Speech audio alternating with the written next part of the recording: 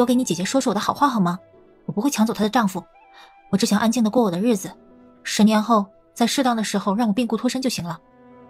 他希望苏小璐能帮他牵线搭桥，让他能够如愿的和苏小玲成为朋友，这样以后他和苏小玲才会互相帮助，他也能安静安稳的生活，等合适的时机因病故去，脱离这深宫后院，脱离身份的枷锁，和心悦之人远走高飞，这是他的梦想。可以吗，小璐？看似无害，但苏小璐感觉到了，只要看着辛迪丽的眼睛，就会有一股力量牵引着他，让他感觉无论辛迪丽说出什么样的要求，他都应该答应。好，我会和姐姐说的。苏小璐答应下来，目前需要有人来为她姐姐分担压力，而辛迪丽就是很好的选择。但辛迪丽的本事，苏小璐也会告知苏小玲，毕竟人心难测，要保持警惕才好。谢谢你，我相信我们一定能成为很好的朋友的。辛迪丽露出笑容，她笑起来真的太好了。苏小璐看着她的笑容，就好似看见了春暖花开，让人心情变得非常的好。小璐，我们也是好朋友了，对吗？以后有事情我还会找你的，到时候你也一定要帮我好吗？辛迪丽的目的达到了，她笑容甜美，为了长远考虑做打算。苏小璐也露出微笑。好，谢谢你，那我们就再见喽。苏小璐点头，按照被蛊惑的反应，她这时候应该回家了。苏小璐和辛迪丽分开就回家了。苏小璐并不知道，辛迪丽看着她走后，身子就晃了晃，是身边的江卫眼疾手快地扶住她。江卫眼眸露出担忧之色。公主，我没事，只是有些累了。他很强大，所以花费的精力多了些。公主，我们不是必须走这一条路的。江卫目光沉了沉，在历朝很艰难，但在他国也一样。历朝好歹还是自己的国土，如果辛迪丽不愿意和亲，那还可以换其他公主来。辛迪丽有天赋的能力，不走和亲这条路并不难。可我是公主，我身份非凡，不和亲我依然要出嫁，而我不想委身其他任何人。我是你的，现在这大周朝的太子是个痴情人，他不愿意另娶，我也不愿意嫁。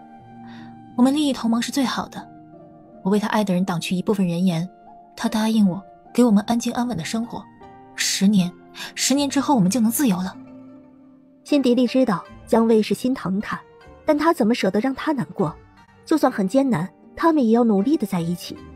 江卫何德何能？江墨有德有能，江墨最好。江卫誓死保护公主。江卫垂下头，他唯有这残躯，一生一世供公主差遣。我们先回去吧，就要过年了，今年我们自己好好布置过年，一起吃年夜饭。在历朝，他们没有这么无拘无束，在大周朝这短短2个月，是他最快乐最放松的时候。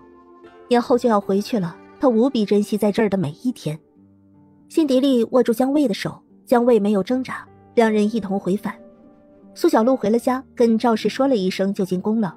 她要提前跟苏小玲说关于辛迪丽的事情，这时候苏小玲应该是知道了的，这是不得已而为之的行为。苏小璐到内殿的时候，苏小玲正在逗2个小家伙玩，看不出有什么哀愁。看见苏小璐来，姐妹俩视线相对，苏小玲微微笑了笑，笑容有着深深的无奈。小璐，你都知道了吧？恒弟弟已经为我做了很多了，他已经尽力了，我心里是有一点点难受，但是我会调整好的。小璐，你别担心我，我相信恒弟，所以放心吧。辛迪丽公主并不会分享走她的爱人，她是知足的，但心中难受也是人之常情。辛迪丽公主的事情，恒弟也跟我说了。苏小玲对苏小璐露出微笑，这是她要走的路，她希望家里人都不要为她担心。姐，这是不得已而为的。我想要告诉你的是，注意辛迪丽公主，不要一直盯着她的眼睛看，她的眼睛有蛊惑人的能力，能随意差遣人。苏小璐把辛迪丽的能力告诉了苏小玲，让她将来和辛迪丽打交道的时候有警惕心，提防着辛迪丽。害人之心不可有，但防人之心不可无。蛊惑人心，这样的能力震撼了她。是的，可以这样说，是一种精神上的操控。如果没有防备的话，很容易着了他的道。好，我明白了，我会注意的。苏小玲对苏小璐笑了笑，给了她一个放心的眼神。小璐，那位公主是不是对你用了异能啊？是啊，这应该是她的底牌，她不会轻易让人知道的。姐姐和她认识的时候多注意就没事了。蛊惑人心是一种能力，但并不是无所不能。只要自己精神专注，内心坚定，是不容易被蛊惑的。用思想操控人，那是要耗费巨大精神能量的。人都是有心墙的，没有人心里没有心房，所以攻破人的心墙就要耗费精力，然后操控，一系列种种都是不能出意外。好，我会多注意的。这个下午，苏小璐都在宫中陪着苏小玲。晚上的时候，周恒回来了，三人一起吃晚饭。吃了晚饭之后，苏小璐出宫回家，苏小玲送到店门口，和周恒并肩而立，直到看不见苏小璐的身影之后，他才回身和周恒一起回内殿。小玲，辛苦你了。周恒心里有许多无奈，而这些都是他无法主宰的，都会以另一种形式加诸在苏小玲身上。他很愧对他。我没有辛苦。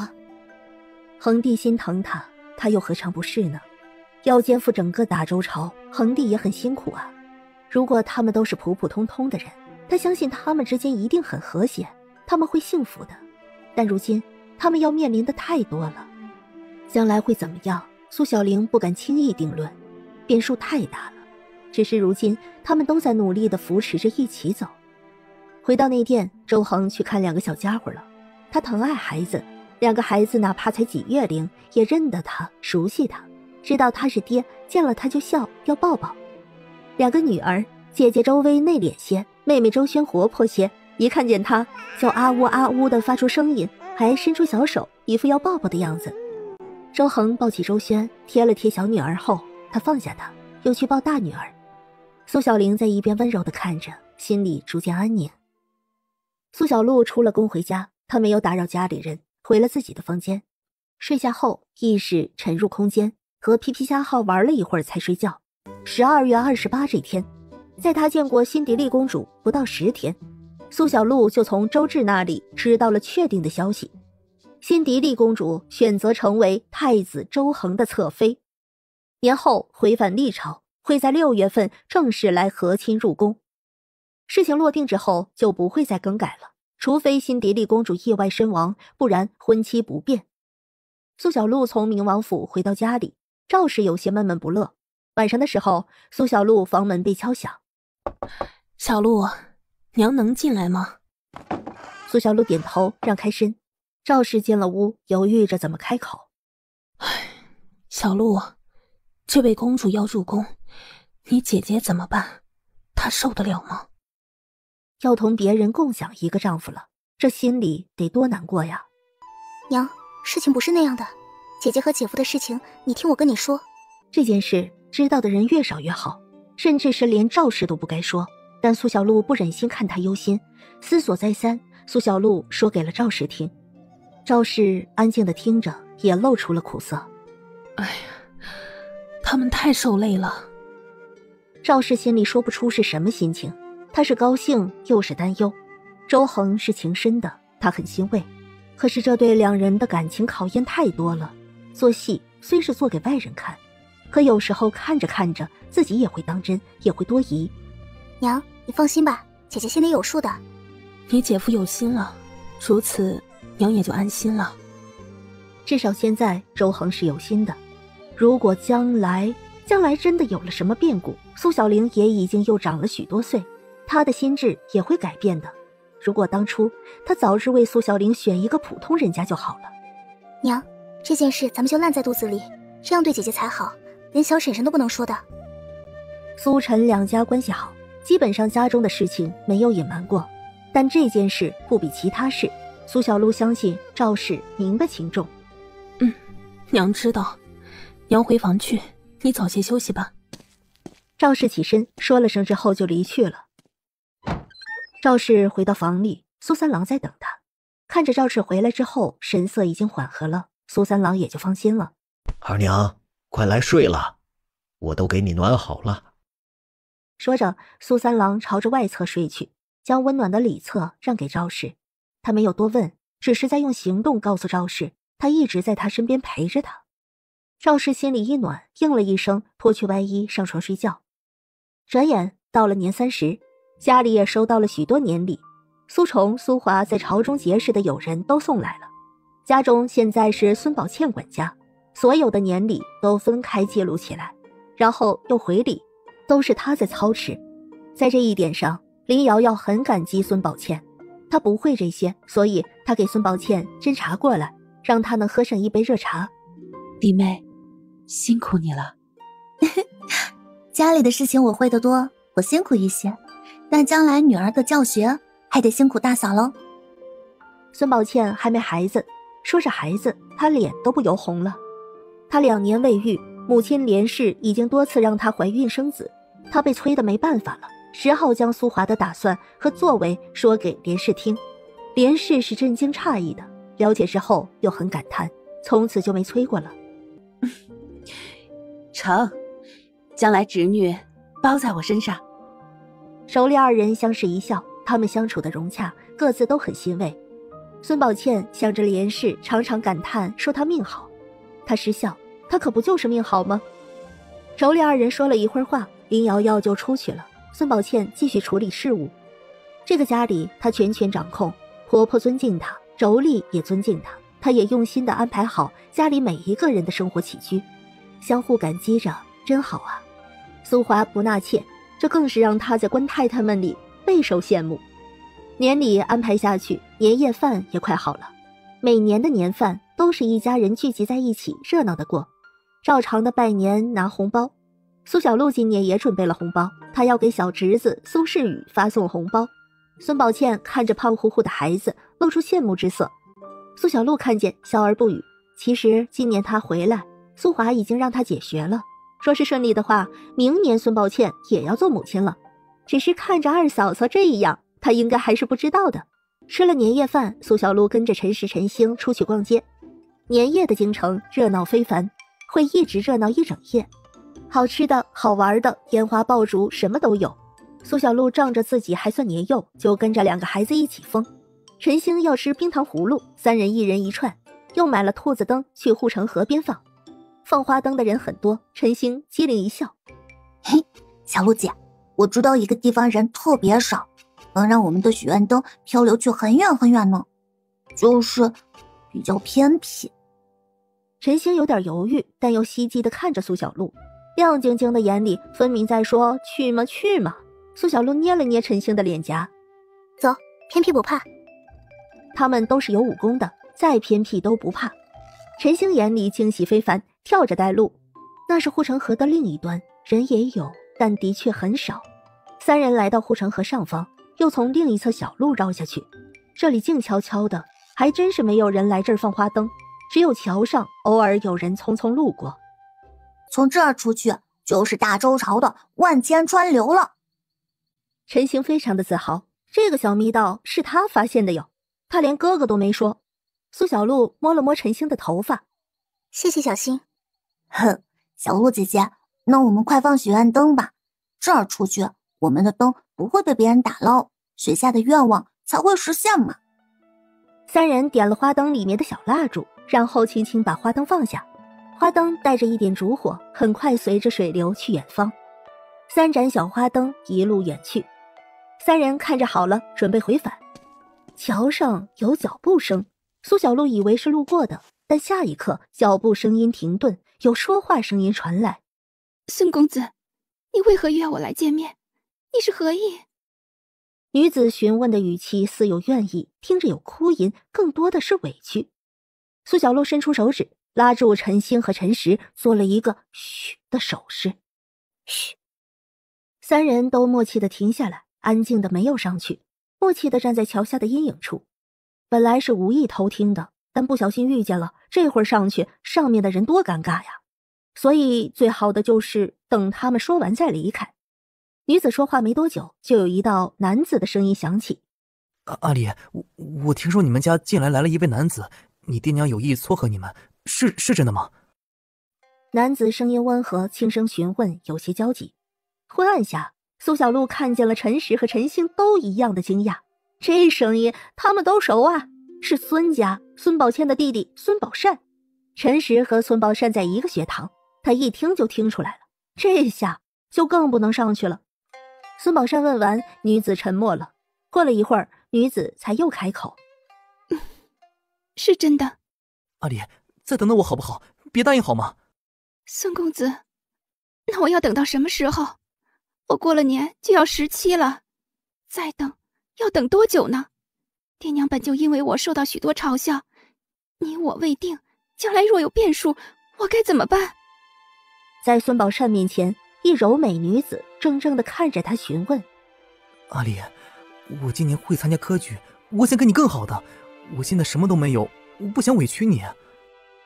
他今年19，读书这么多年，也是时候拼搏一次了。面对喜欢的女子，他不想委屈她。他如今一介白衣，他跟着自己是委屈的。孙公子，如果你喜欢我，年后3个月内来我家提亲。如果这个期间你不来，我不会等你了。我心悦你，但我不能轻易犯傻，赌一个没有定下的诺言。我希望你喜欢我，只是因为我是楚离；我喜欢你，也只是因为你是孙宝善，而不是因为你有什么样的家世，我有什么样的家世。我们都拥有不错的家世，这是好事。但如果我们要在一起，我们更需要真挚的相互朝对方走的情谊，你明白吗？他相信，如果孙宝山真的喜欢他，他会来提亲的。如果他不来，那便是他看错了人。真挚的情谊从来不是你说了就是真的，它是需要行动来证明的。如果一开始都证明不了，又何谈去经历往后无数岁月的考验呢？楚离虽然身居后宅，但她并不是听人口言就失去自己判断的女子。她和孙宝善的缘分来自几年前的一次偶遇，是孙宝善找到她，真挚的和她道歉，两人才相识。这几年里有书信往来，逐渐相知生情。她喜欢孙宝善，她也愿意嫁给他。但如果孙宝善不愿意来提亲，她便永远不会说出来。为女子，她恪守本分，发乎情止乎礼，她是勇敢的。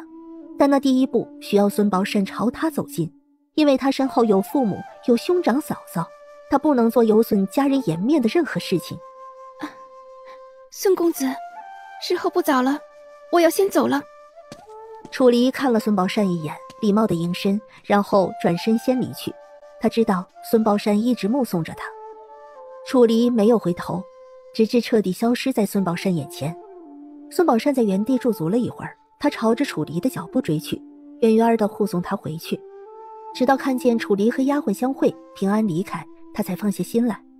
等孙宝善走了一会儿之后，苏小璐和陈实、陈星才出来，三人默契的没有讨论此事，一起回家去。想着孙宝善，他年后就要19，也是时候说亲成婚了。这件事苏小璐没有多去在意。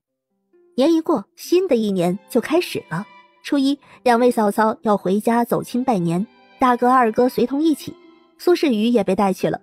苏三郎和陈虎一商量，干脆就聚在一起吃饭了。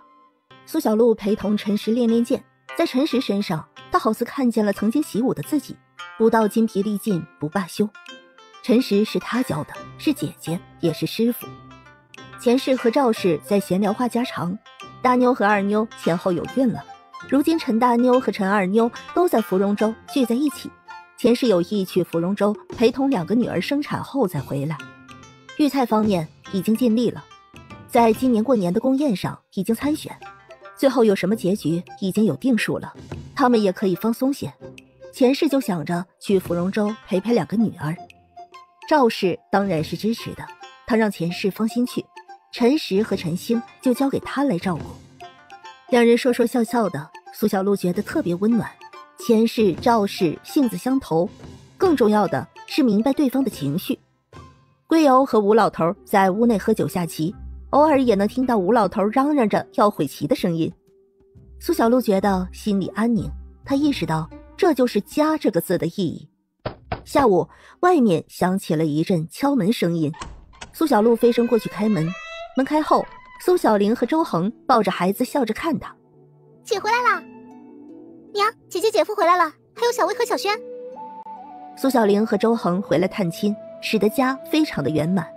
听到苏小璐的喊声，赵氏和钱氏都齐齐出来，苏三郎和陈虎也都随后来了。赵氏看着苏小玲一家4口，瞬间就有了泪意。快进来呀，三妹，恒哥。苏小玲和周恒带着孩子回来，这对赵氏来说是太惊喜了。这是苏小玲出嫁之后第一次在初一回娘家来探亲，就像是普通百姓人家那样。周薇和周轩自从出生之后，赵氏就没见过。几个月过去，当初出生时候红彤彤的丑孩子已经长得水灵灵的，皮肤白嫩，清澈的大眼睛看着人好似会说话。岳母、岳父，是我不好，没能时常带小玲回来看望你们。苏三郎心有感叹，只是摇摇头没说话。赵氏抹去眼泪，快进家里坐，让我好好看看你们。他们是不能怪周恒的，可作为父母，他们思念苏小玲，所以他们没办法欺骗自己心底升起的责怪念头。他们懂理，只是克制不住心里深刻的思念。小薇、小轩，还记得小姨吗？苏小璐凑到2个小家伙面前，到了陌生的环境，周围特别安静，周轩却是左看看右看看，对新鲜的人和事都充满了想要探知的好奇。周轩不怕生，没一会儿就伸手要抱抱了。苏小璐抱着他，赵氏把周薇抱了过去，细声的哄。周薇捏着小拳头，抿着小嘴巴，没哭闹，但也没放松。有了苏小玲、周恒一家4口的到来，热闹起来，话家常，说旧事，有许多事情哪怕是每年都要说一遍，也百听不厌。苏小璐特别高兴，她在心里暗暗祈祷，要是每年都能这样相聚就好了。晚饭吃得早，纵然再有不舍，苏小玲和周恒也要回家了。苏小璐送他们。小璐，你回去吧。苏小璐目送马车远去，然后才返回家中。天黑的时候，苏崇和林瑶瑶带着孩子回来了，苏华和孙宝倩还没有回来。苏崇他们回来没多久，就有孙府小厮来传话，说苏华和孙宝倩今晚要宿在孙家，说一声是对家里报个家信。苏三郎和赵氏知道后也就放心了。苏小璐想起昨晚的事情，疑惑了一下，不过她也不可能去孙家偷听，她洗漱之后就回房睡了。此时的孙府，孙宝善已经将来龙去脉说给了父母和姐姐姐夫听，他也表明了本意，他要娶楚离。孙子谦和连氏听了都沉默。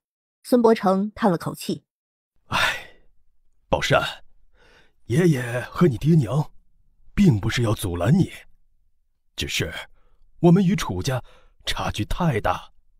楚雷震为4品猛将，他唯一的女儿势必不能低嫁的。若是往上数3代，咱们孙家也是武将之家，数代人功绩累积，咱们孙家和楚家也相匹配。孙伯承想得深刻，看着孙儿执拗的样子。宝善啊，你明白如今咱们孙家和楚家的差别吗？你想要求娶楚雷震将军的楚离，不亚于古人常说的癞蛤蟆想吃天鹅肉。若是真的上门求娶，可能会激怒楚雷震夫妻。担忧啊，怎么偏偏是楚家呢？这让他想帮忙都没了门路。孙宝善咬紧牙关，他看着爷爷，又看着爹娘。爷爷，爹，娘，我知道我可能会受到侮辱，但我不怕，我承受得起，这是我本就该承受的。如果我是楚家的爹娘，我也会不客气的，但我更相信他们一定会有慧眼，他们所做的一切都是为了他们的女儿好。我相信自己是优秀的，论品德人品，我定然是配得上他楚离的。楚家爹爹重情，一生只娶一妻，我可以向他保证，我也不会有妾。我的爹娘同样是深情意浓的人，我也会如此对待楚离的。孙宝善知道求娶会不容易，但他更知道，若是就此错过，他一定会后悔一辈子。以前他以为自己是喜欢苏小璐的，因为苏小璐救了他，他有好感，想像画本子里一样以身相许。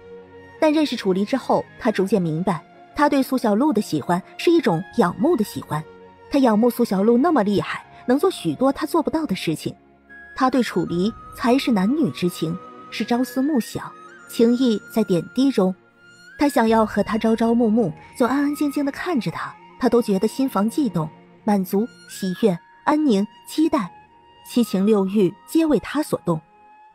连氏看着孙宝山这样，也露出了忧心之色。他当然愿意儿子娶来高官女，可也要考虑人家的爹娘是不是愿意。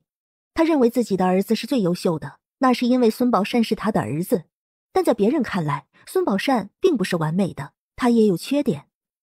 孙子谦沉吟了一会儿，爹，那咱们用一半的家财为聘。宝善，你可是真的想好了？爷爷，我想了很多次，不管是什么结果我都接受，可如果我驻足不前，我会后悔终生的。那就去吧，情爱一事谁都说不清楚的。楚离是个好女子，知礼数，有智慧，能娶得这样的女子，那真是孙家的祖坟冒青烟了。若没成，那有缘无分，了却了孙宝山的执念，岁月总会让他放下和看开的。他相信孙宝山有大度量，即便不成，也不会怨天自哀生恨意。子谦，既然是要求娶，咱们诚意也要拿出来。孙家从商许多年，积累的家底也不少，用一半来提亲求娶，也彰显了我们的诚意。这事儿，你们夫妻就看着办吧。儿子明白。儿媳妇明白。孙宝善露出笑意，对着孙伯承和孙子谦连氏磕头。谢谢爷爷，谢谢爹娘。他心里松了口气，迈出了这一步，他就没有欺骗楚离，他会让他看见他是真心的。因为孙宝善的事情，苏华和孙宝倩留宿在孙家了。夜里，苏华被孙伯承喊去了，连氏就过来了。哎呀，这事儿我们也是今晚才知道，你弟弟啊瞒得真紧，娘这心里啊是又高兴又担心呐。当年说是对苏小璐有意，但最后没戏，连氏就担心坏了。后来又给孙宝善提过几次，他都说要专心读书考取功名，拒绝了。孩子长大了，连氏也不好深问。现在知道他有心上人，连氏很高兴，可心上人是4品5官家唯一的女儿，连氏又担忧得很。娘，万事皆有定数，你就放宽心吧。弟弟也不是愚钝之人，考取功名是迟早的事儿。咱们家也不贫寒，如无意外出头也是迟早的事儿。楚家挑选女婿要求肯定高，但比咱们家家世重的多了去了。楚小姐的婚事不也没定吗？这说明楚家爹娘看人不只是看家世的。孙宝倩聪明，在听完经过后，她自己心里也琢磨，她不敢说猜的全中，但一定能猜中一些的。听你这么说，娘的心里瞬间安定了不少。连氏握着孙宝倩的手，目光温和。你长大了。心里逐渐安定，这一刻，连氏意识到她的女儿真正的长大了，变得聪慧又冷静。她自信，有温柔和智慧。连氏心里很舒心，孙宝倩能这么自信，说明她遇到了良人。孙宝倩失笑，靠着连氏撒娇。娘，不管我多大，我都是娘的女儿。说来，我也是娘唯一的女儿。娘，当初我和阿华的婚事，你是怎么想的？娘记得，当年你爹带苏虫、苏华入学回来说的话。曾经林夫子啊问过苏华一个问题，苏华的回答惊了林夫子，林夫子同意他入学。其实他的回答也惊了你爹，你爹回来跟我说起，很笃定地说苏华未来不凡。而岁月也证明苏华的确不凡，他品行好的让人惊叹，状元之名更是威风。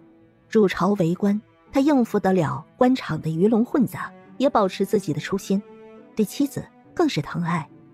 连氏温和地看着孙宝倩，她的女儿出嫁后依然自信美丽，岁月只成长了她的智慧，并未让她眼里有怨，这些都和苏华息息相关。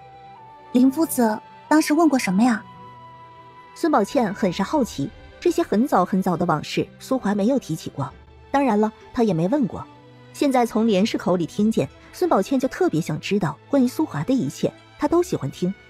连氏看着孙宝倩眼里溢出的爱意，温柔地笑了，说起了那件事来。林夫子当时问他们对他们父亲苏三郎背弃宗族的行为是何看法，若是觉得对，那对在哪儿？若是觉得错，又错在哪儿？这是一个很尖锐的话题，当时你爹听了都忍不住急。他是生怕苏虫和苏华生气做出失控的事情来。当时你们姐弟为苏小璐和他师父所救，你爹正想说话帮忙呢，林夫子就很严肃地喝止了。他说这是他收学生的规矩，请你爹莫要插手。当时你爹看着苏三郎的拳头都握紧了，显然这件事对苏三郎也是锥心的问题。娘，那后面呢？阿华他们是怎么回答林夫子的？是苏华先回答的。他说他认为他的父亲做得对，并且一辈子都会感激苏三郎当时能那么做。而原因很简单，因为自从苏三郎带着一家脱离宗族之后，一家人吃得饱了，也穿得暖了。以前他脑子不好，能记住的东西不多，但就是那不是很多的记忆里，都只有挨饿受冻，被爷奶不喜，被族兄弟所欺负。但脱离宗族之后，他和苏虫治好了病，认了字，有了学习的机会。或许苏三郎永远会被世人不容，但在苏华的心中，他是最好的父亲，他永远都做得对，他永远会使苏三郎的儿子感到骄傲。说完之后呢，还对苏三郎说了一声：“爹，谢谢你。”苏虫当时说他和他弟弟的答案一样，也觉得苏三郎做得没错。他不管别人怎么评价苏三郎，就是全天下都说苏三郎做错了，那他也觉得他爹对。作为儿子，他享受了他爹的好，这就够了。只要爹护着他们，哪怕天下说苏三郎不好，他们都觉得他好。反之，如果苏三郎不在乎他们，就算天下人都赞赏苏三郎好，他们也会觉得苏三郎不好。连氏眼里有着赞叹，当他得知这件事的时候，他心里也是震撼的。那时候他就觉得苏三郎有这样一双儿子，以后怎么过都是好的。就是这样的一番话打动了林夫子，准许苏虫、苏华入学。孙宝倩眼里露出敬佩。还没完呢，后来林夫子又问了苏虫一个尖锐的问题。林夫子又问什么了？当时林夫子问苏虫，问他说长幼有序，苏华先他回答，他不觉得苏华不尊重他这个哥哥吗？而苏虫没有犹豫，直接就对林夫子说不觉得，他的弟弟很尊重他，他们情同手足，就算以后长大了会因为思想不同而争执，但绝对不会因为这样微不足道的小事情伤心。而且弟弟比他聪明多了，苏华回答的比他更好，他只会觉得很骄傲，因为苏华是他的弟弟。连氏没想到孙宝倩和苏华成婚这么久了，苏华没有对他说过这些往事，连氏心底是惊叹的。苏华的心智远远比他们想的还珍贵。娘为你高兴，你与良人结良缘了。苏华给的那么多疼爱呵护，哪个女人看了能不羡慕呢？娘，如果我有好运气，那我就分弟弟一些，让他也能遇良人结良缘。连氏拉着孙宝倩的手，看着女儿如从似玉的手指，她只觉得心里好似有蜜流进去。爹娘有你和你弟弟，也是多么的幸运。你们姐弟俩从小就会心疼爹娘，你和善儿都是顶顶好的孩子，你能嫁苏华是你福气大，可苏华能娶到你这样的好姑娘，又何尝不是他福气大？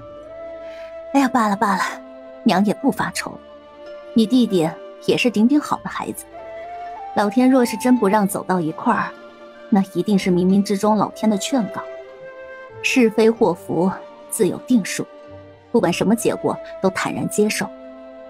人生嘛，就是为求一个不留遗憾。连氏心胸一下子就放开了。孙宝倩重重点头，没错，就是这样。时候不早了，娘也回去歇息了。过不了多久，华哥就回来了。连氏起身回主院，他回到主院，发现孙子谦早就歇着了。你和女婿这么快就说完了？我就问了他几句话，用不了多久时间。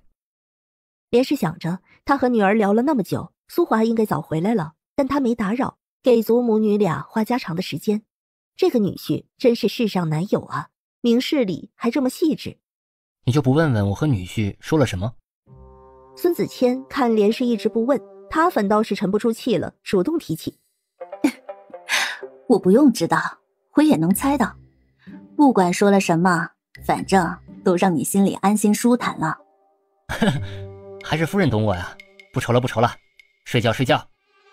连氏心底也安心，夫妻二人安静入睡。而此时苏华刚刚回了房，孙宝倩正在等他。看着苏华回来，孙宝倩迎上去。夫君。时候不早了，我们也安歇吧。苏华牵起孙宝倩的手，朝着里屋走去。第二天吃了早饭后，夫妻二人回家。他问我有多了解楚家，我让岳父放宽心，宝善有80%能成。楚家和一般人家不一样，楚将军只得一儿一女，定亲都是询问楚进楚离兄妹意愿的，就是楚进定亲前都是偷偷看过女方，他愿意了才定下来的。他妹妹楚离的婚事，楚家也相看许多家了，楚离没有喜欢的人，遵循他的意愿，这事儿才一直没定下来。如果宝善和楚离两情相悦，孙家诚心诚意，楚家看得见感受到，应该是同意的。只是宝善认识楚离3年还瞒着，楚将军难免要为难他一番，要看看宝善是不是经得住考验，是不是有决心要求娶。苏华将昨晚和孙子谦说的话告诉给孙宝倩听，让她更安心。只要孙宝善经得住考验，那他一定能得偿所愿。孙宝倩点头，她脸红红的看着苏华。谢谢老爷。老爷。孙宝倩看着他眼里的笑意，顿时抿唇羞涩，垂下了眼眸不看他。他的情意太明显，他又羞涩又欢喜，想看又不敢看。回到家，孙宝倩脸上的热都没有褪去，小脸红扑扑的。下了马车，东风一吹，白里透红，格外好看。孙宝倩去找赵氏了，虽然赵氏不问不管束他，但他愿意和赵氏说一说，为什么昨晚没回来，愿意和赵氏分享家事。而苏华也去找苏虫了。过年时，赵氏多是在厨房。孙宝倩来的时候，林瑶瑶在喂苏世宇喝汤，苏小璐在吃东西，赵氏和钱氏说笑着配合做菜。这事儿啊，要是能成，对寿哥来说也是一桩良缘。孙宝倩听到这么一句，她好奇地问：婆婆，是什么好事啊？啊，你们回来了。今儿个寿哥过来跟我说了一件事儿，他呀跟着楚家长子得到他们的青睐，这楚将军和夫人有意把女儿许配给他，希望他能够在京城留下来。寿哥也该娶亲了，他对那楚小姐也有好感，如果这楚小姐点头，那这事儿啊就成了。孙宝倩心里一个咯噔，胡长寿他知道，胡长寿在楚家他也知道，但怎么这么巧？孙宝倩一时犯难了，楚离只有一个，不管怎样都有人要落空。赵氏发现孙宝倩脸色有些奇怪。宝倩，你怎么了？婆婆，我和夫君昨晚没有回来，也和楚家有关系。孙宝倩不想隐瞒，把事情细细说了。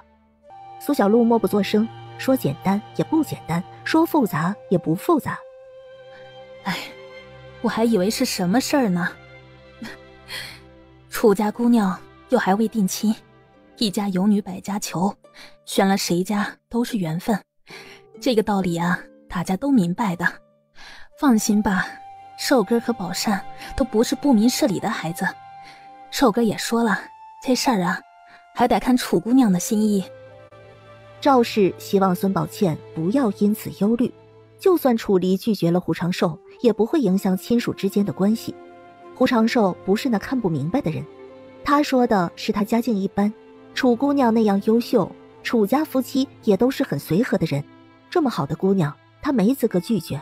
娶得上是福气，但没那缘分，他也不强求。孙宝倩听着赵氏这样说，顿时放心多了。那宝善什么时候去提亲呢？这我还不知道，弟弟下定了决心，应该要不了多久了。相信这会儿啊，华哥他们也把话给说开了，这事情啊也是巧合。孙宝倩沉思，不知道苏华那边是什么情况，胡长寿知道了会如何。苏小璐默默起身出去了，她也想知道，所以她准备去偷听。她觉得她和偷听还真是有缘，从小到大她偷听好多次了。苏小璐来到苏崇的小院，悄无声息地落于屋檐，附耳倾听，只听屋内传出苏华有些吃惊的声音：这也太巧了，寿弟，恐怕你和那楚姑娘没有缘分。胡长寿不解：二哥何出此言？那楚姑娘难道已有意中人了？正是。苏崇惊讶地张大了嘴巴：真的假的？楚金快过年的时候还和我言说来着，他妹妹的婚事是他一心结，他现在成婚了就更愁了。胡长寿也觉得太诧异，和苏华四目相对，他似乎有些明白了。他的意中人，二哥也认识吗？他是谁？胡长寿很聪明，他猜出苏华是知道的，而这个人还是苏华认识的，很有可能连他也认识。胡长寿思绪在脑海转了一圈，他很快就知道了苏华的顾虑。二哥，你直说吧，我没关系。对楚小姐，我是没资格挑剔的，但要说我多喜欢她，那是没有的。能娶到这么一位姑娘，是我三生有幸，但若是没缘分，我也不会怨天尤人。楚离家世好，楚将军又是四品武官，楚离相貌身份他都没资格挑剔，两人都是适龄，被楚家看中，胡长寿没有拒绝。但若是楚离不喜欢他，那这件事情本来也不会成。是孙宝善，我妻子的亲弟弟。什么？苏崇惊讶地撕了一口气，胡长寿听着是孙宝善，也吃了一惊。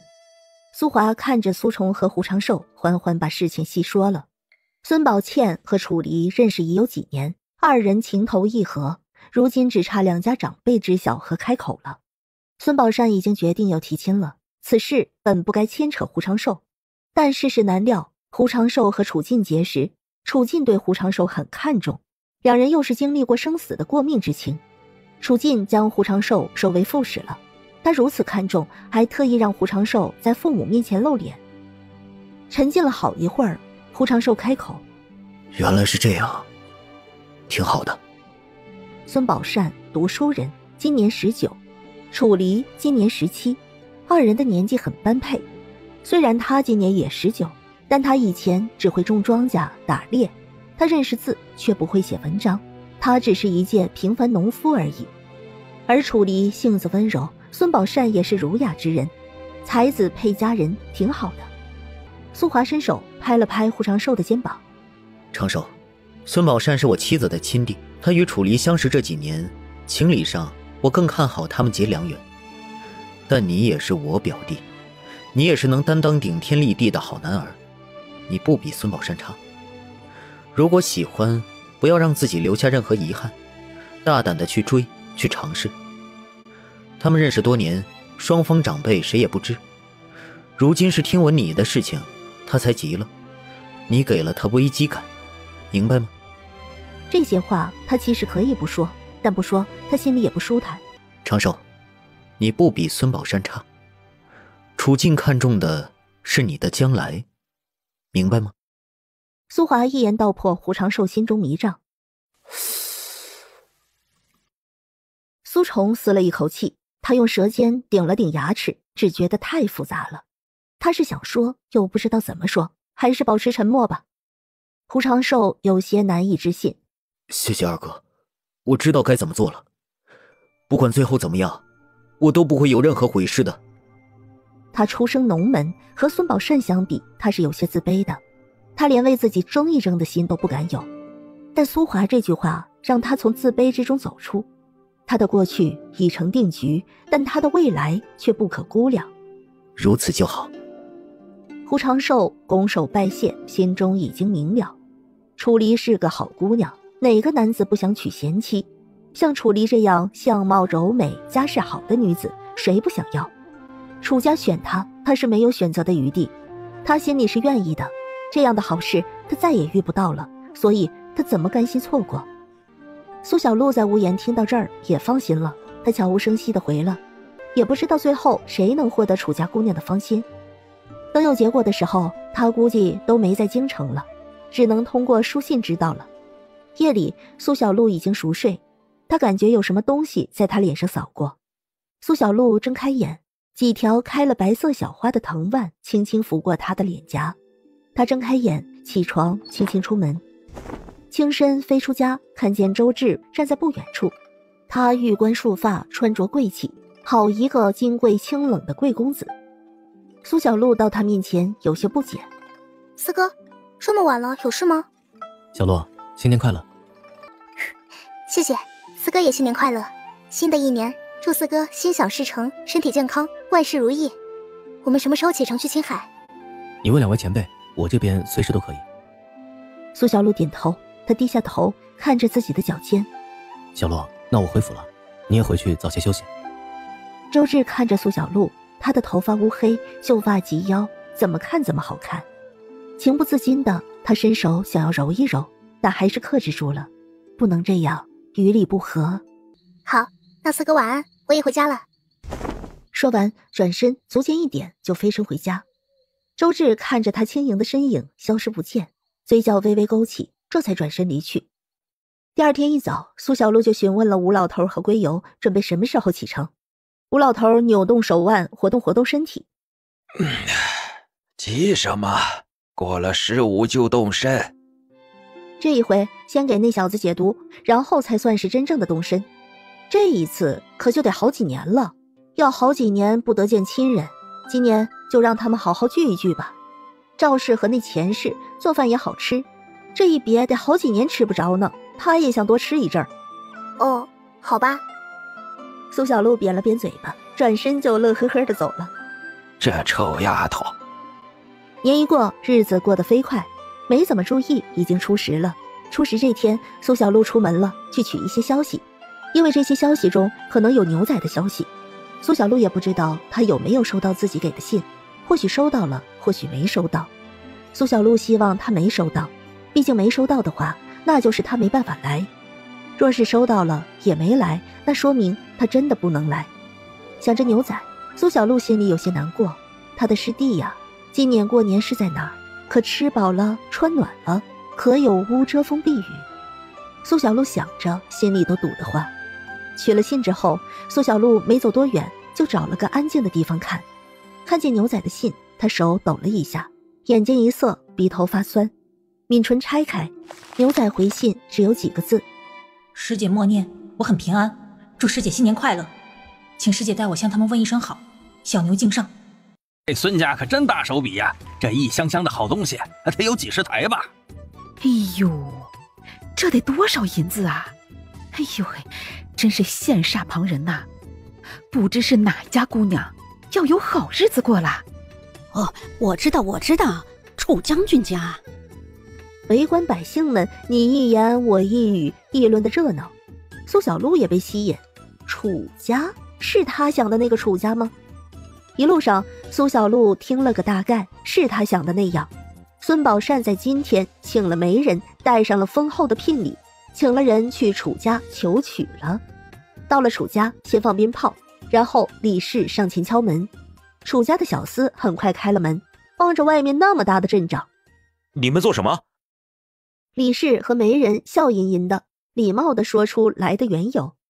小厮嘴巴都张成了一个圆形，听完之后有些结巴。你们等等。孙宝善已经翻身下马，正了衣冠，然后恭敬地等候着。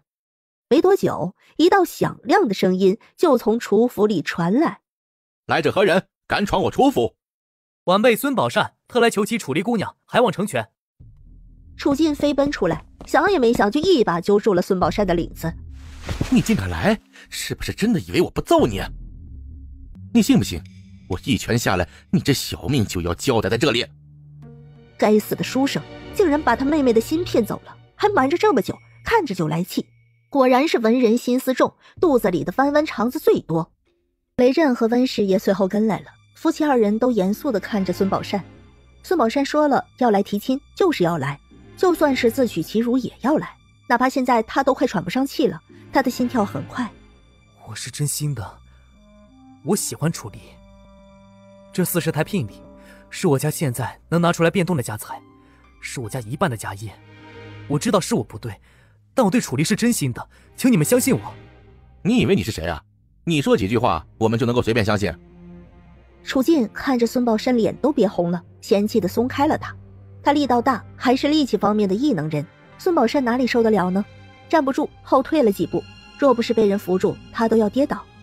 孙宝善气还没喘匀，楚晋看着他病殃殃的样子就很嫌弃。你看看你，一阵风都要把你吹倒了。楚晋想着都气。孙宝善是读书人没错，但天下读书人那么多，又不是所有的读书人都能出头，哪像人家胡长寿啊，名儿取得好，人长得也不差，运气也好，身体倍儿棒，怎么看怎么都甩孙宝善10条街。但就这么个书生骗走他妹妹的心，楚离也表明了决心，他和孙宝善情投意合，请爹娘成全。楚晋想着都气，对孙宝善就更没了好脸色。孙宝善站稳之后拱拱手，我知道我身子不如你们，但我没有疏于锻炼过，比你我肯定是比不过，但一般人我自信可以挡一面，我可以保护好我想保护的人，我可以为他付出一切。你这人……楚晋拧眉，伸手指着孙宝善，切齿半晌，不知道说他什么好。他快烦死了，如果早那么几个月，这事情想来大家都是高兴的，但如今他们都为楚离找好了良婿，这孙宝善又跳出来了，这没法让人不多想啊。你到底安的什么心？早干什么去了你？楚晋狠狠地咬牙，如果是武人，他才不会和他废话那么多，早动手了。偏偏是个文弱书生，就那3脚猫的功夫，在他面前一招都过不去。他身体在普通的文人里面应该算不错，但在他面前一拳下去，估计就要重新投胎了。哎，说呢又说不过，打呢又下不去手，对付文人，楚晋还真是一点办法都没有。对不起，我自知籍籍无名，我本想等我有所成就的，但没有时间等了，他再不主动表明，楚离就会成为别人的妻子。他就算籍籍无名，什么都没有，他也想试一试，以真心来试。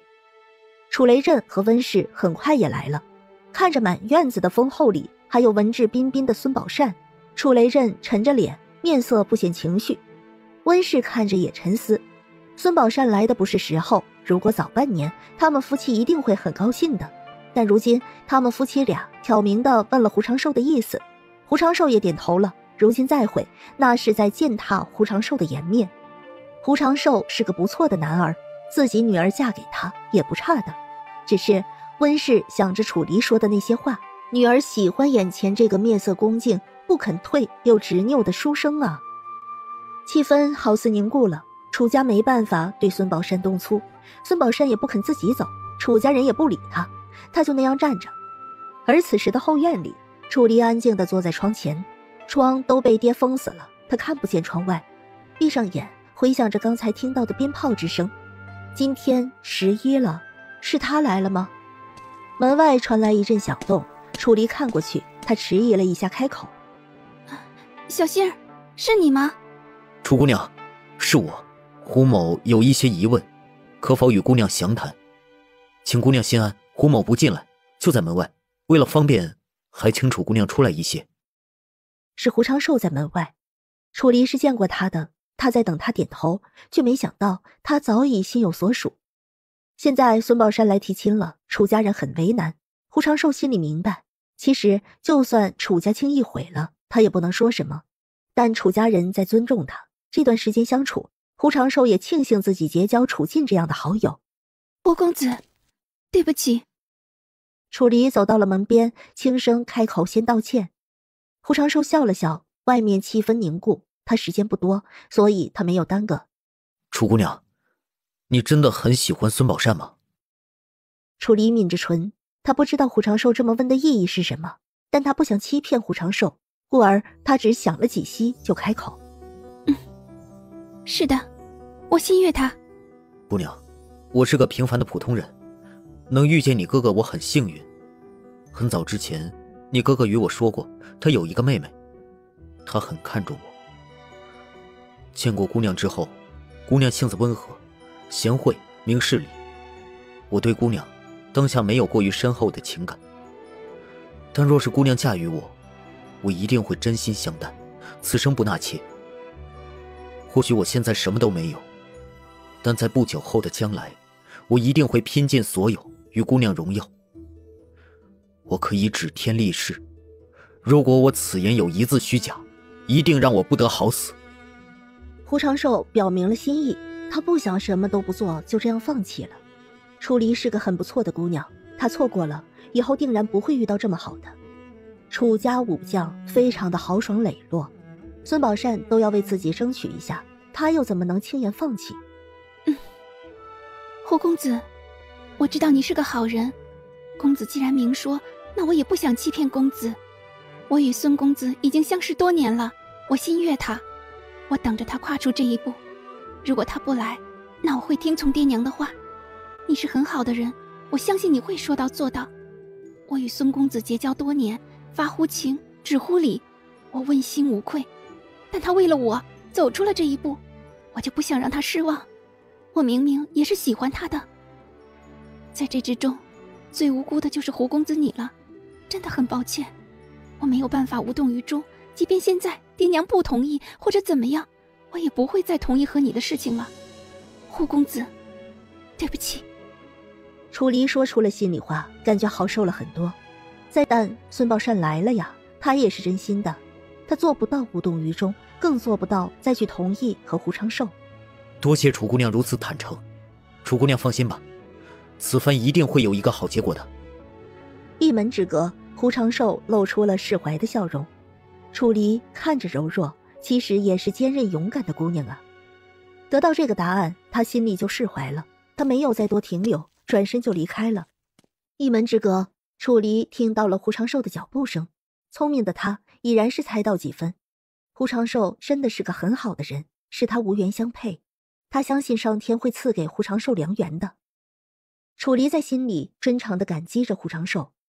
胡长寿出去，楚家院子围了不少的人，许多已经因为没去已经离开了，但也还有一些固执无聊的在等最后的结果。楚雷震夫妻就静默地站在不远处，孙宝善也是。楚进多次想开口骂他，但最后都没有开口。一家有女百家求，孙宝善真心真意来，楚家骂他显得多没礼貌。不知道的还以为他们家门槛多高呢。就算楚离不嫁孙宝善，那也是要嫁人的呀，把名声破坏了，让别人怎么看？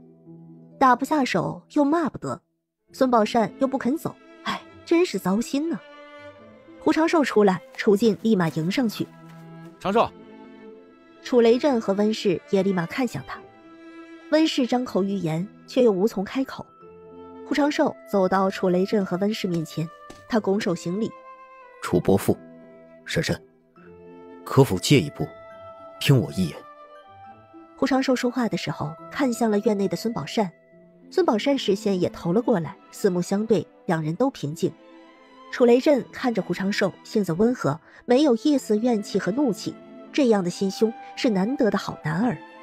再看不远处的孙宝善，文质彬彬，真诚执拗，也是难得的好男儿。但女儿只有一个。进走向孙宝善，你给我等着，你给我等着。要说喜欢，楚进毫无二话，他更喜欢胡长寿。孙宝善是谁呀？他也不认识，那小弱鸡的样子，连做朋友的心都没有。现在竟然还要来求娶他妹妹，竟然还把自己妹妹的心骗走了，真是可恶。楚伯父，婶婶，楚姑娘和孙公子两情相悦，请你们容许我主动身退吧。孩子，你……温氏眼眶一红，这么好的孩子呀。楚雷震叹气：哎，长寿啊，是我们楚家对不起你。楚雷震心里说不出的亏欠。长寿，我们楚家欠你一个情分，将来若是有需要帮忙，我不在了，还有楚进，再不济还有楚进将来的孩子。你大度劝了我们楚家的情面，我楚雷震感激你。楚进不傻，他知道这代表着什么。爹，你放心，儿子铭记于心。温氏叹息一声，他没插话，心里也是感激的。命运、姻缘一事都是上天牵下的红线，又岂是我们能左右的？这世上两情相悦在一起，少之又少。这短短的一生，何苦拆散？楚雷震心有感触，他拍了拍胡长寿的肩膀。哎呀，你的心胸让我敬佩，是我女儿没这个福气，将来定然有良缘等着你。温氏也红着眼眶，重重点头。我也相信。胡长寿说清楚了，心里也放下了。他走到楚进身边，拍了拍楚进的肩膀。孙宝山人不错，别多为难他。改日定了日子，我还得讨一杯喜酒喝呢。已经是既定的事情，那就和和美美的成全。孙宝善人也好，楚离的眼光不会差，那么聪明的姑娘不会看错人的。楚进拍了拍胡长寿的肩膀。谢了，改天喝酒。胡长寿笑着点头答应，他恭敬地对楚雷震和温氏拱手。楚伯父，婶婶，晚辈告辞。胡长寿笑着离去。楚雷震夫妻一声感叹，胡长寿不由得想，看似是他给了楚家体面，其实又何尝不是给自己体面呢？胡长寿出来，看着还一动不动的孙宝善，他只是淡淡看一眼就离开了。他表情很冷，让孙宝善也猜不透他。看着孙宝善眉目里的忐忑，胡长寿错过身就勾起了唇角。虽然孙宝善忐忑不了多久了，但能让他多忐忑没底一会儿也好。胡长寿离开了，许多事情前来看热闹的百姓们都不知道，只是纷纷让路。孙宝善一直忐忑地看着回廊。胡长寿离开后，楚家人什么时候会来？他们在里面说了什么？孙宝善心里焦急得要命。又过了好一会儿，楚家人还没有出来。又过了许久，楚家还是一个都没来。围观看热闹的人们已经越来越少了，楚家人都不出现了，还有什么好看的？随着天色越来越暗，看热闹的人都散了。冷清的院子里，只有孙宝山自己站在那儿一动不动。天渐渐黑了，楚家人没有出来，也没有赶走他。孙宝善喉咙干涩，他苦笑了一下，不准备走。既然楚家没有赶走他，那他就不走。怎么样，他都要一个信儿，不能这样走。如果这样走，那他和楚离就真的再无可能了。孙宝善如同雕塑一样，他不知道楚进在暗处看着他，看着楚家府门都关了，孙宝善还站在原地。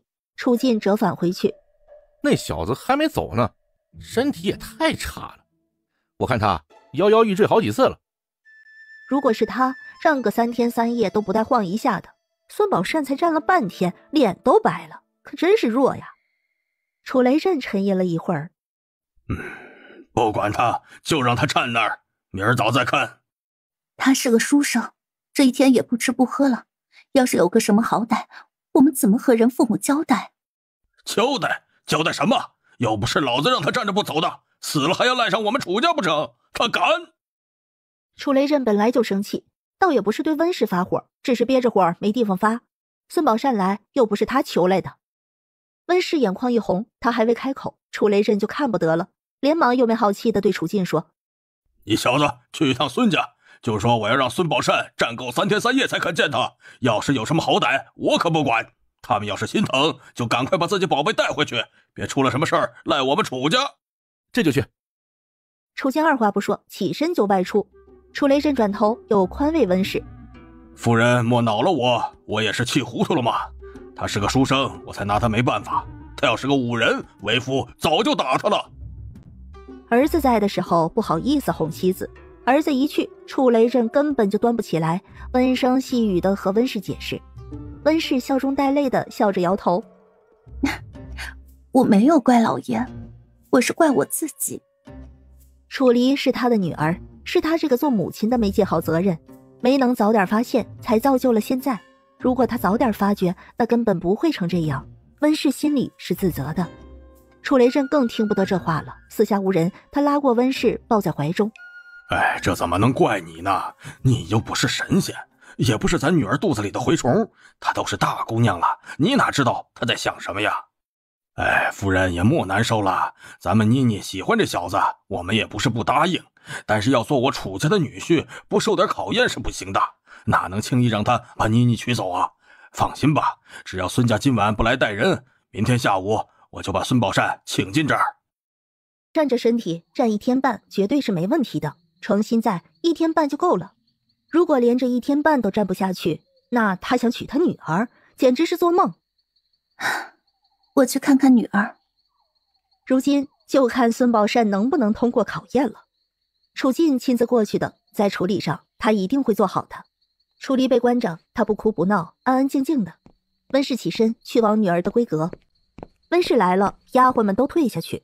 温氏进门，看着楚离坐在窗前，温氏走过去坐下。妮妮，她来了。娘，我知道。妮妮，如果她经不住这个考验，咱们就放弃好吗？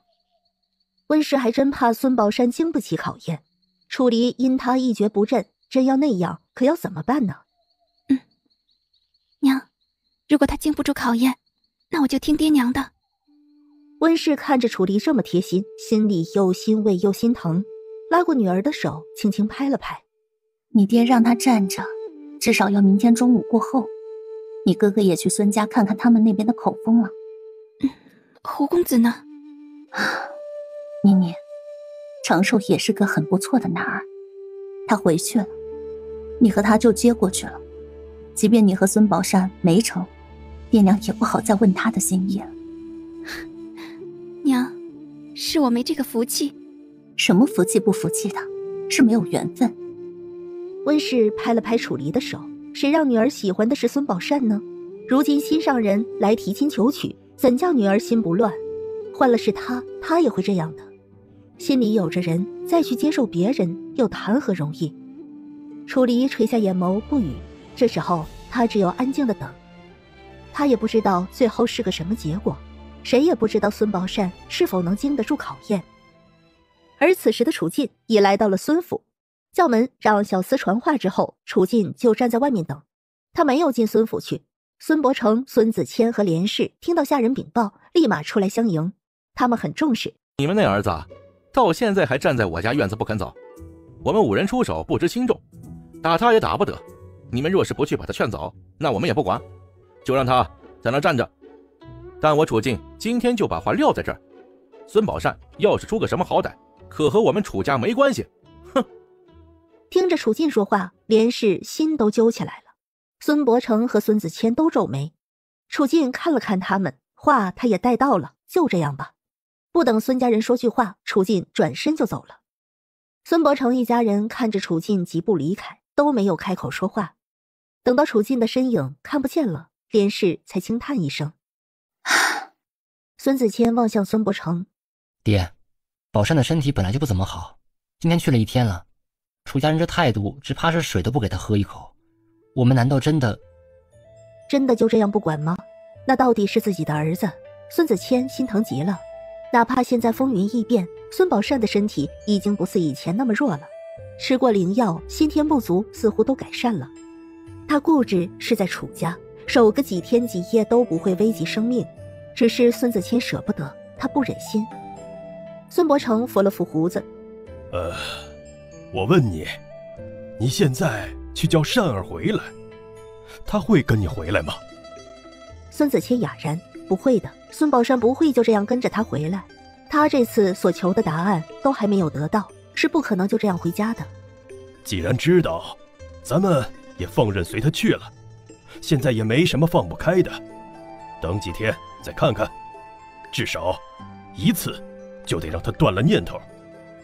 孙伯承心中叹息，那是他唯一的孙子，他能不心疼吗？他也心疼啊，可这是心疼就能去阻止的吗？不但不能阻止，还要支持。这件事不断根，将来一辈子都要受到折磨的，所以不管什么结果，就一次了断它。与其担忧，不如去请苏家那丫头开一些疗养身体的好药准备着。苏家那丫头1年到头难得在家，有他在，至少善儿的身体不会伤了根底。多谢公公，儿媳这就去。连氏心系孙宝善，心乱如麻。现在经过孙伯承提点，连氏就知道自己该怎么做了。连氏轻轻迎身，然后就退了下去。子谦，善儿的事情，你莫要去插手，知道吗？为什么？你们呢，都因担忧而忽略事情根本了。孙伯承想着心里的猜测，看着孙子谦一脸茫然。如果楚家不同意，其实善儿不走就能留下来的。他们看似什么都没对善儿做，实际上却是在考验善儿啊。孙子谦震惊极了，但父亲的话如醍醐灌顶，让他顿时想明白了一切。爹，那通过考验，善儿是不是就能娶楚家姑娘为妻了？不知道，但通过考验，怎么都有机会了。听着父亲的话，孙子谦叹息一声，看来现在是真的一点办法也没有了。苏小璐和许多百姓一样，看了好久才离开。连氏来求药，苏小璐也没多问，给了药方。反正再过几天，他们总是能知道的。连氏心里有牵挂，没有多留，拿了药方就回了。楚静回到家，看着还木楚楚不动的孙宝善，没好气的开口：“你真不回家？”“不回。”“楚将军，愿意见我了吗？”“哼，不愿意。”楚静说完就走，孙宝善就静静地站着等着。楚静去和楚雷震说了一声就回房了。圆圆已经回房了，看楚静回来，倒了杯茶水送来让楚静喝。楚家今天这事情圆圆没参与，她是才嫁过来不久的心腹，很多事情也不了解，也不便参与，所以干脆就回避了。楚静喝了茶水，心情还是很郁闷。小媛，你说你眼睛是不是不好？那孙宝善弱不禁风的，哪里有胡长寿好？胡长寿好不好，我哪知道呀？不管他们了，咱们睡觉。要是女人也像男人一样可以纳妾就好了，这样问题就解决了。如果女人和男人一样，那妹妹就不用这么为难了。胡长寿好，孙宝善也喜欢，那就一起收下呗。圆圆无语，这是什么混不吝的话呀？夜幕降临，四周都安安静静，连虫子都睡了。才刚刚开年，还是有些冷的。孙宝善站了一天，腿都没知觉了。他感觉到了有些冷，紧了紧披风，继续跟一棵树一样站着一动不动。苏小璐远远地看着他，打了个哈欠。已经是后半夜了，孙宝善没有武功，他自然是感知不到的。楚将军就在暗处看他。苏小璐能感受到楚雷震威压的变化，又怒又叹。楚雷震考验孙宝善，孙家人也没一个过来把孙宝善带回去。楚雷震纠结的不行，一面觉得孙宝善还不错，一面又很生气。这臭小子竟然和他女儿书信来往了好几年，不行，不能这样轻易放过他。暗处的监视和考验，孙宝善毫不知情，他只静静地站着，任由时间一点一点地过去。苏小璐看着孙宝善状态还不错，他又看了看天，在夜幕下悄无声息地回了。这一夜，孙宝善一夜未眠，楚雷震和温氏也是。后半夜，温氏看孙宝善晃了一下，就忍不住担心：老爷，真不管他吗？哼，不管，这还没一天呢，站一天都不行，以后怎么承担一个家庭的重力？这身子骨也太差了。这点苦都吃不了，可见身体多差。温氏无可奈何，好在孙宝善这时晃了一下就稳住身子了。随着天一点点亮起来，外面也有许多人声传来，楚府临街不少吆喝叫卖的声音。楚府的下人路过都加快脚步，楚静过来的时候没说话，就哼了两声。楚雷震吃着早饭，心不在焉，看温氏没动，他关问：哎，夫人吃啊？老爷，这也一天了。他吃不下，他是为人父母，如果是他的儿子这样，他要心疼了。孙宝善还是孙家唯一的男丁，身子骨不算好，如果他这样，只怕孙家夫妇都要心疼死了。才一天。温氏脸上的哀色瞬间收回，他起身温柔地笑着点头。老爷，孙宝善不同咱们孩子那样粗糙，早上我看见他都在发抖了。如今才开年，天还冷着呢，妮妮又喜欢他，万一把她身子熬坏了，你舍得咱们妮妮跟个病秧子呀？我就是看她病殃殃的不顺眼，她要是真病殃殃的，我才不把女儿嫁给她。人家本来就是读书人，身子就不是武人这样强壮，人家本来好好的，要是因这事儿才不好的呢。你不考虑她，也得想想咱们闺女吧。昨儿孙宝善这一天不吃不喝，咱们妮妮也是一天不吃不喝了。哎呀，行了，你去让她来见我，我给她个机会，看看她怎么说。啊，老爷大度，我这就去叫她见正天来。搓磨孙宝善心智，这一关算是过了，温氏也松了口气。楚雷震看着温氏这热络的样子，心里更烦闷了。温氏已经起身，他俯身亲了亲楚雷震的脸颊。老爷，你也默契了，气坏了身子，我心疼。说完这句话，温氏就笑着转身出门了。楚雷震脸一热，顿时就觉得心情舒爽了。夫人还是最关心他的。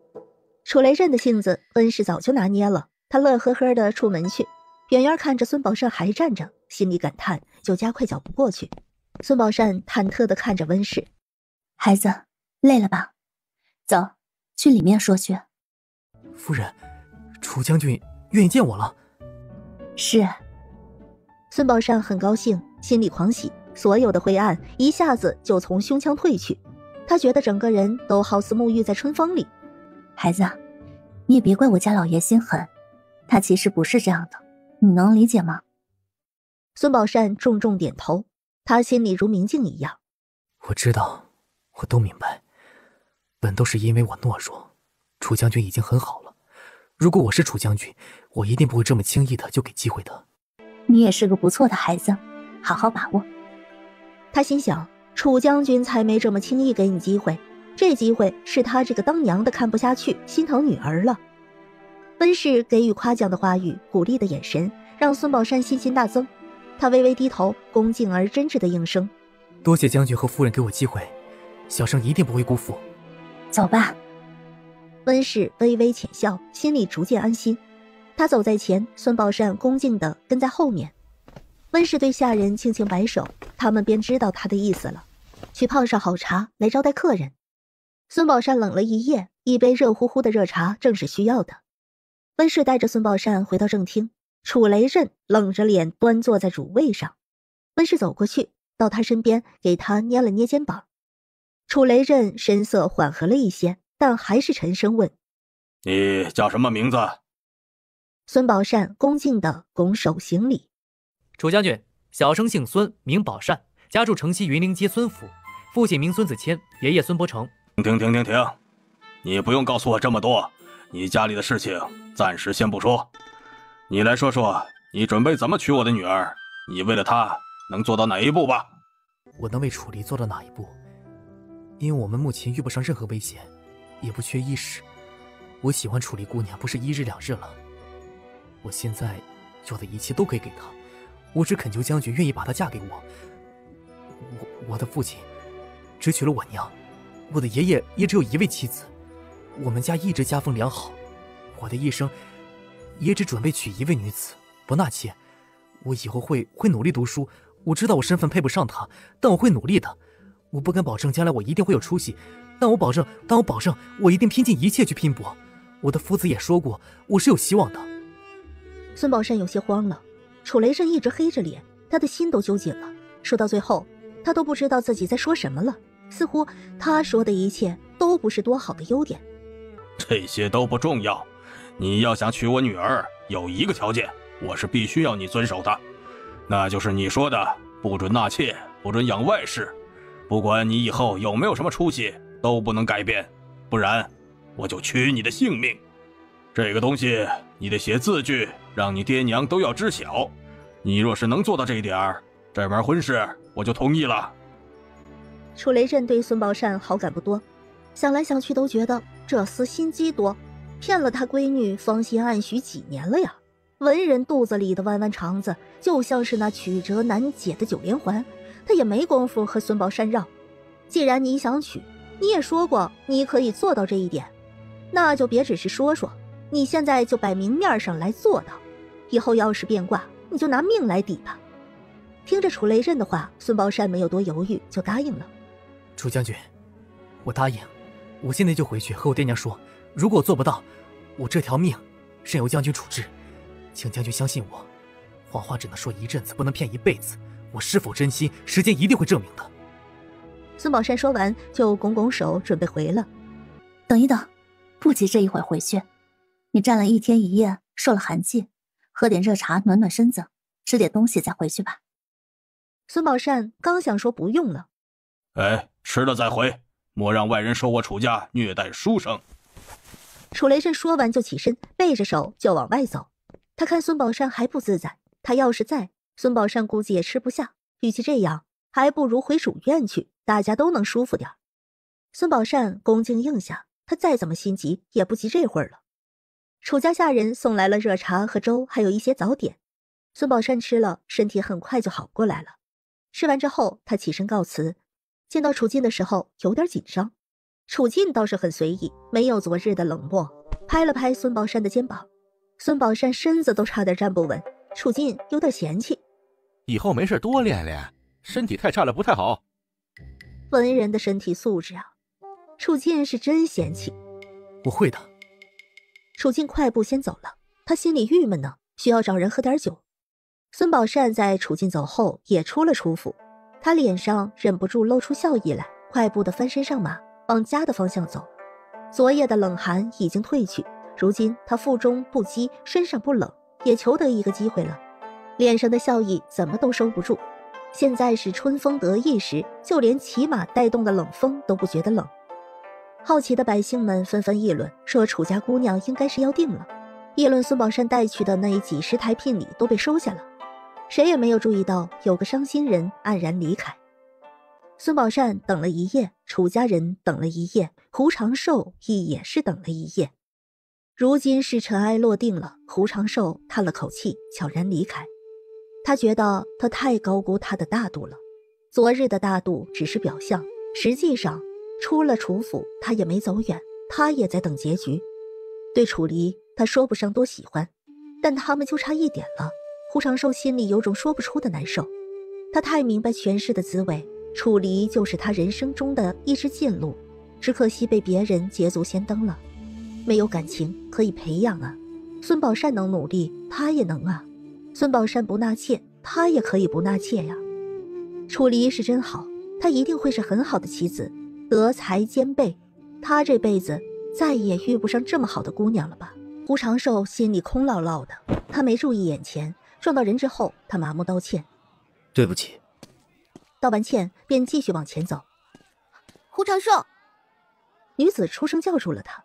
胡长寿听着有点熟悉的声音，愣了愣，他看去，少女的容貌出色，只是衣着有些破旧，脸上不知道是灰还是什么，看上去脏脏的，眉宇冰冷，不知道想到了什么，眉心微微皱起，不是那白许又是谁？白许姑娘，你怎么到京城来了？我说来话长。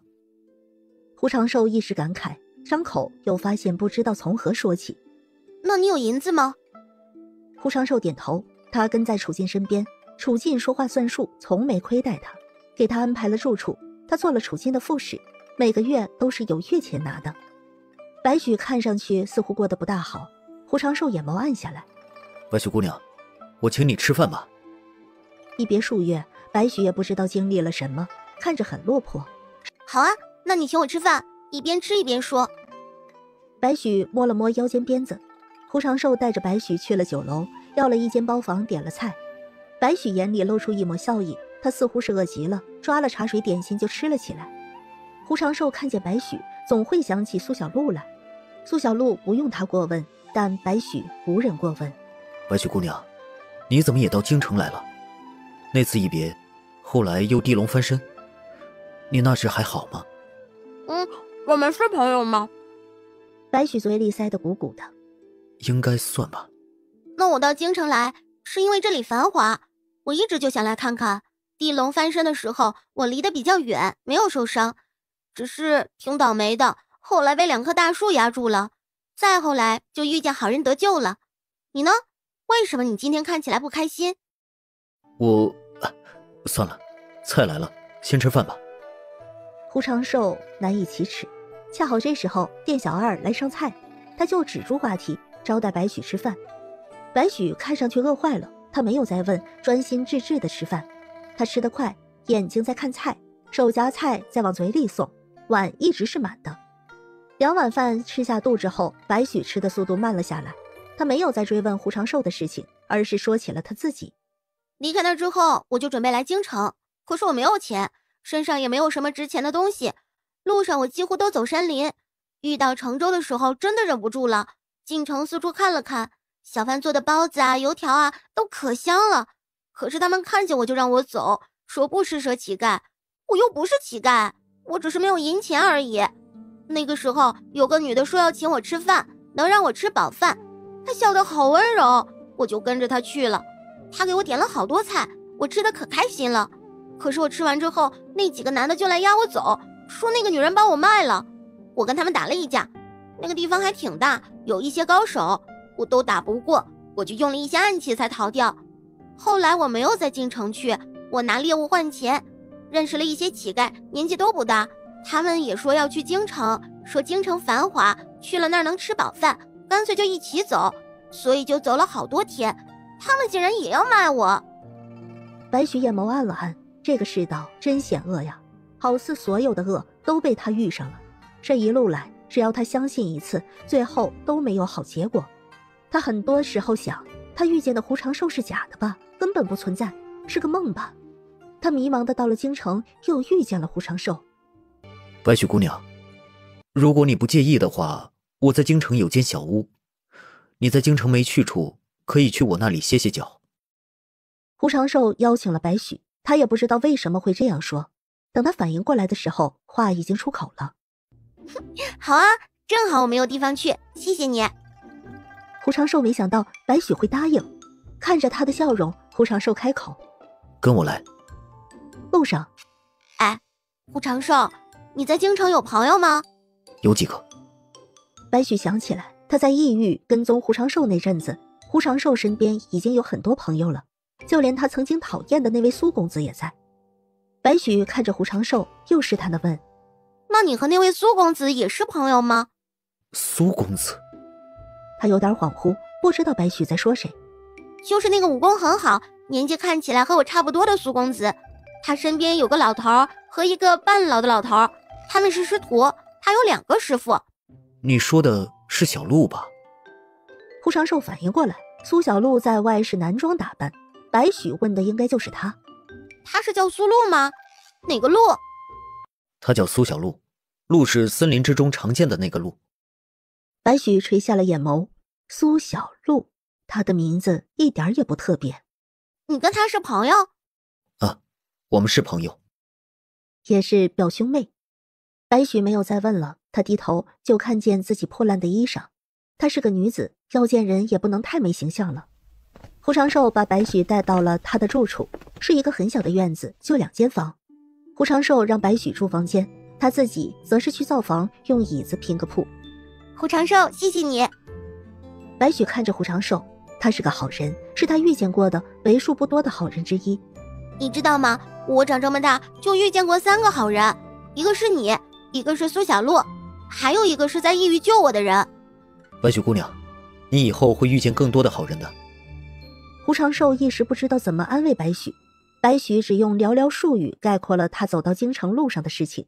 他没细说的背后是一条艰难的路。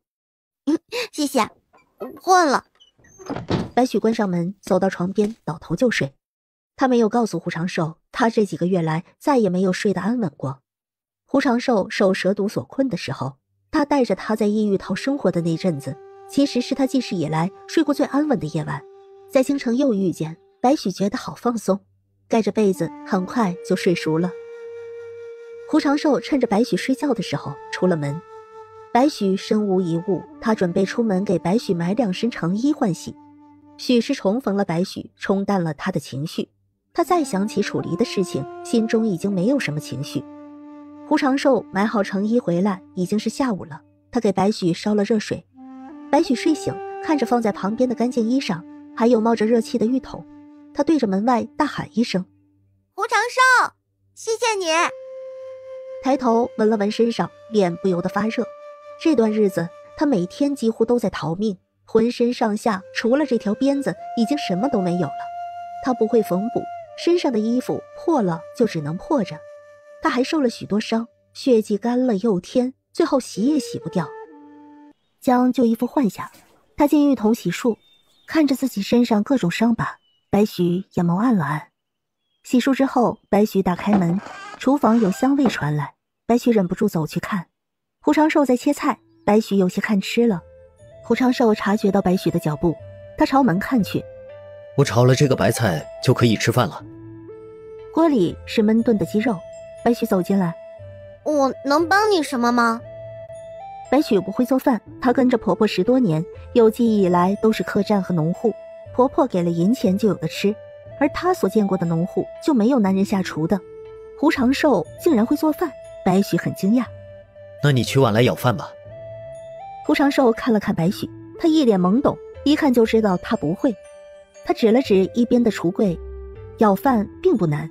白许去取了2个碗筷来，拿着锅铲舀饭，有些饭掉在灶台上。他看了胡长寿一眼，胡长寿没注意，白许立马用手抓进碗里，他端着饭过去做好。明明只是一件小事，但他的心跳得好快。在白许看不见的角落，胡长寿嘴角微扬，刚刚白许的动作他余光都看见了，还莫名的觉得有点可爱。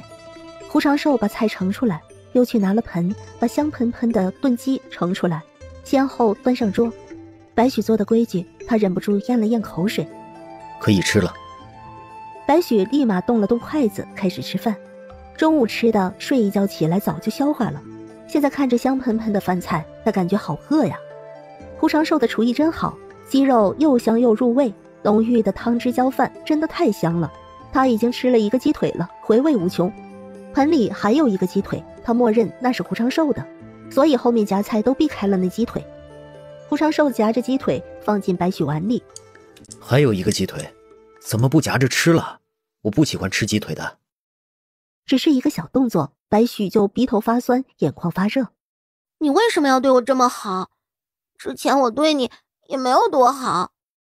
他的眼泪落了下来，抬头看着胡长寿。白许姑娘，你别有心理负担。我也不知道为什么，只是觉得你和我很像。胡长寿有点慌张了，他唯一一次看见女子哭还是姐姐出嫁的时候，那时候他心里很不舍，分离的情绪让他很不好受。现在看着白许哭，他心里也感觉不好受。别哭。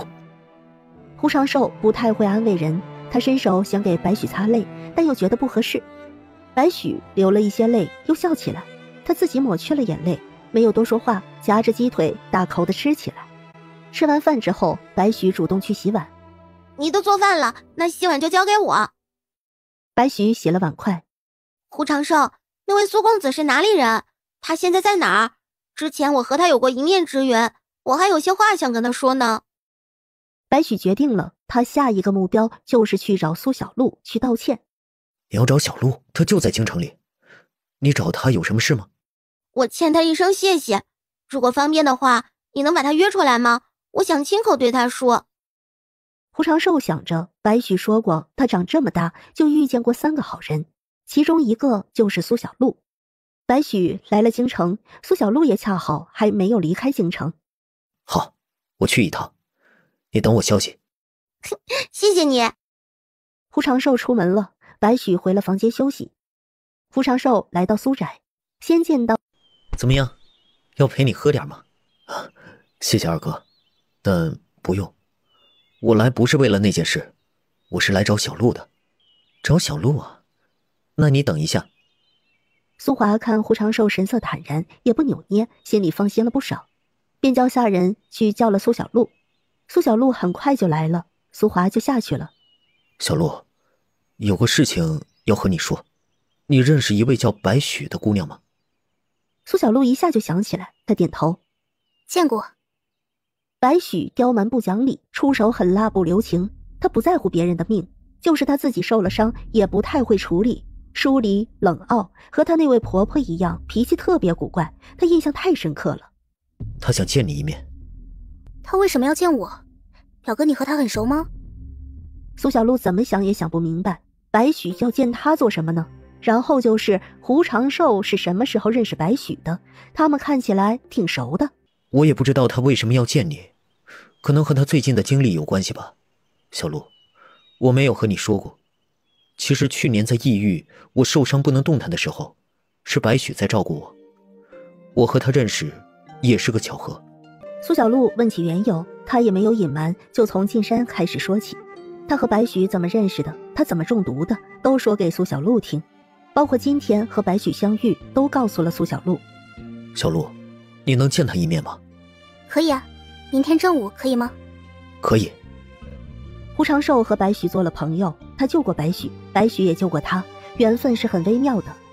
苏小璐想了一下，他对白许的印象，还是觉得白许能救胡长寿很不可思议。他对白许的了解还是太少了，见一面也没什么，所以苏小璐答应了。苏小璐答应了，两人约好地方之后，胡长寿就起身告辞了。胡长寿回到家中，想着白许应该还没睡，就对着屋内喊了一声：白许姑娘，小璐答应了，明天正午我带你过去。好，谢谢你胡长寿。在胡长寿家中，白许放下了所有的戒备，夜里没有被任何动静惊醒。第二天醒来，天已经大亮了，他自己都有点不可思议。这阵子不管在什么地方，他都难以熟睡，夜里不管有没有动静，都会莫名其妙的惊醒好几次，但昨夜没有。白许过来，胡长寿煮了粥，两人一起吃了。白许回房间收拾，想着要见苏小璐，白许好好的收拾了一番，梳好了头发出来。胡长寿看着他，愣了愣，张口：你……我怎么了？没什么，挺好的，我们走吧。白许精心打扮过了，胡长寿感觉有点奇怪，但这是白许的事情，他也不好多过问，带着白许去往和苏小璐约定的茶楼。他们先去，所以要等一会儿。时间快到的时候，苏小璐推开门进来了。表哥，你们什么时候来的？我没迟到吧？苏小璐视线落在白许身上。没迟到。白许张大了嘴巴。你是女子？苏小璐这次来不是男装打扮，白许震惊了，他难以置信地问出口：苏小璐竟然是个女子，她怎么能是女子呢？白许的脸色一阵青一阵红，苏小璐讪讪地看着白许，一时也没说话。白许不知道她是女子啊。小璐一直都是女子啊，白许姑娘，你不知道吗？胡长寿也没想到白许口中的她是男子，不是女子。对，我是女子，出门在外避免麻烦，所以以男装示人。白许眼里有过许多情绪流转，呆呆地看着苏小璐，一时间竟不知道该开口说什么。他本来想好的话，这会儿已经全数淹没在看见苏小璐是女子的震惊里。苏小璐坐下来，白许都还在看着他。胡长寿点了一些吃食上来了。先吃饭吧，吃了饭再说。白许似乎太震惊了，一时回不过神来，等吃了饭应该就差不多了。苏小璐点头。吃饭很安静，苏小璐以为白许会吃不下，但没想到他吃得挺香的。胡长寿，你能让我和他单独说几句话吗？胡长寿点头，他起身出去。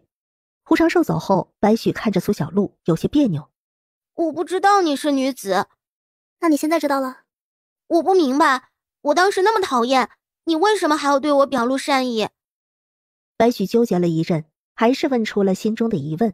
知道苏小璐是女子，这次见面之后，他大概率是不会和苏小璐再见面了。心里想问的没必要憋着，心里那一点点恋慕也随着知道她是女子而消散。没有为什么，想那么做就那么做了。苏小璐的随意坦荡让白许看了她好一会儿。苏小璐年龄和他差不多，她看起来真是好幸福的人呢。苏小璐，我要为我之前的态度道歉，我跟你说声对不起，然后也谢谢你当时给我药，祝你以后事事顺心。白许站起身来，真诚地对着苏小璐鞠了一躬。苏小璐也起身，没事，也祝你以后事事顺心。谢谢你，再见。白许不再纠结，转身离去。苏小璐也跟着下去，准备回家了。胡长寿已经结账好了，看见白许和苏小璐这么快就下来，他有些诧异，但也没有多问。从客栈出来，胡长寿问苏小璐：小璐，你应该快要离京了吧？过了15就走。路上小心，一路顺风啊。今天11了，也就是还有4天，苏小璐就要离京。苏小璐点头，她挥挥手：“那表哥，我先回去了。白许，再见。”胡长寿点头，白许浅浅笑着挥手，苏小璐转身离开。怎么就是女子呢？胡长寿没听清，以为白许和他说话。白许姑娘，你说什么？我没听见。没什么，胡长寿，谢谢你。没什么，不用谢。白许想着昨日遇见的时候，胡长寿黯然神伤。谢谢你帮我了却了一桩心事。昨日我看你也很不开心，你不介意的话，可以说给我听听。如果我能帮上忙，我一定帮。白雪姑娘，谢谢你，我的事情已经解决了，我也已经想开了，不用你帮忙。我明天也准备离京了，你会喝酒吗？晚上我想喝酒。胡长寿不愿意说，他也不逼迫，每个人都有心事，他不会一直留在京城。京城他也见过了，还见了朋友，还了却了一桩心事，知足了。白雪姑娘，你还会喝酒？这有什么，喝酒而已嘛，行走江湖哪个不会喝？你不会吧？我会喝一点。那不就行了，咱们是朋友，朋友之间一起喝酒再正常不过了。白雪露出笑意，她眼睛亮晶晶的，看着胡长寿，突然就暗淡下来，声音都小了下来。你不愿意跟我喝，除非是没把我当朋友，那你把我当朋友吗？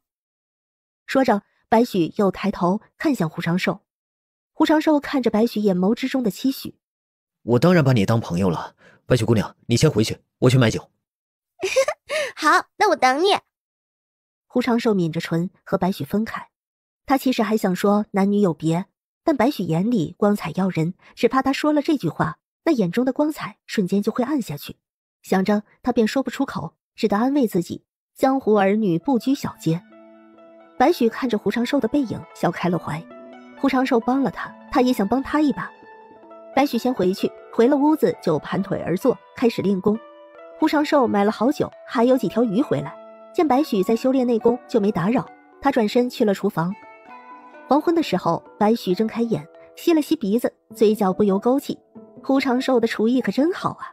他起身去了厨房，2个锅，一锅是肉香，一锅是酒香。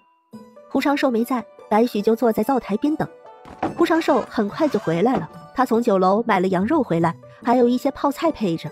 2人一起吃饭，胡长寿给白许倒了1小杯酒水。白许起身去取了大碗来。大口吃肉，大口喝酒，拿个小杯子太小了吧？来用碗，